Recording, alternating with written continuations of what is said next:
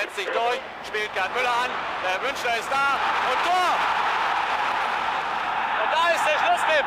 Deutschland ist Weltmeister! Deutschland ist Weltmeister 1974! Ha!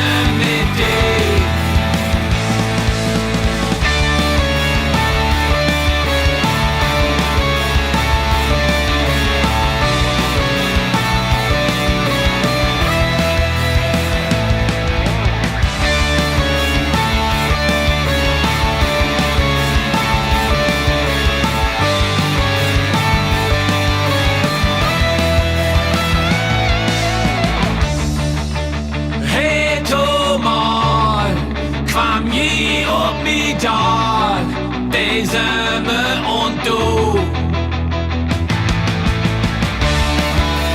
Hey Thomas, was ich hin und dort in Sömmer mit dir. Hey Thomas, komm hier auf wie dort, die Sömmer und du.